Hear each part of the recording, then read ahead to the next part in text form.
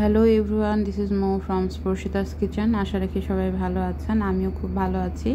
আজকে আমি মুড়ির মোয়া করে দেখাবো আপনাদেরকে। তো প্রথমে এই জন্য চুলাইতে একটা পাতিল দিয়ে নিয়েছি। এখানে আমি পাতিলের মধ্যে দিয়ে দিচ্ছি খাঁটি খেজুর গুড়, এটা ঝোলা গুড় আর কি, অনেকে লালি গুঁড়ো বলে থাকেন।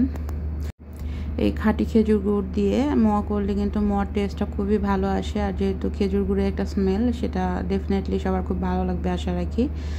তো এখানে অনবরত আসলে গুড়টা নাড়তে হবে যেন নিজে লেগে না যায়, আর নিচে লেগে গেলে তো আসলে একটা পোড়া পোড়া গন্ধ হবে। সো অনবরত নাড়তে হবে। মুড়ির মোয়া করার জন্য ডিফিকাল্ট যে পার্ট সেটা হচ্ছে গুড়ের পাকটা হওয়া। এই পাকটা আসলে একটু বেশি হলে পুড়ে যাবে বা একটু কালচে হয়ে যাবে, আবার কম হলে কিন্তু মোয়াটা মুচমুচে হবে না। সো এই পাক বোঝাটা খুবই গুরুত্বপূর্ণ একটা বিষয়।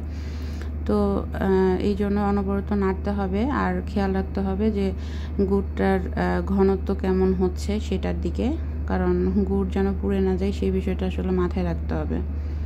তো আমি অনবরত নাড়ছি।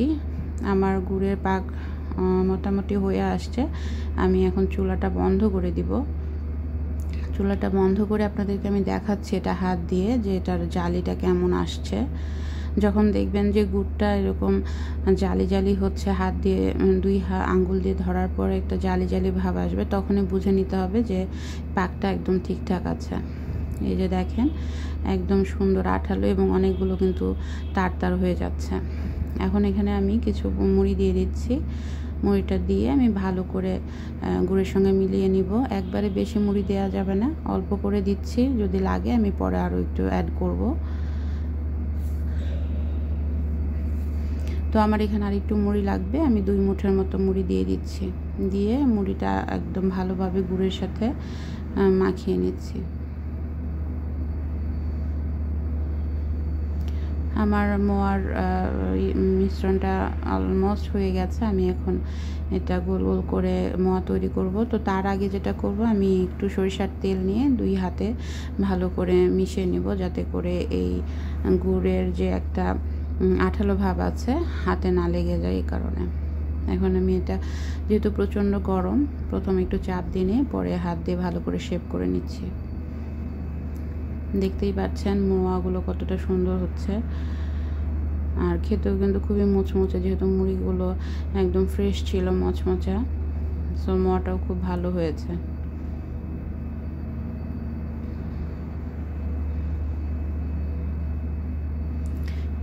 এই তো আর একটা করে দেখাই আমি। আশা রেখে আপনাদের ভালো লাগবে এই রেসিপিটা। যদি ভালো লাগে অবশ্যই লাইক কমেন্ট করে পাশে থাকবেন।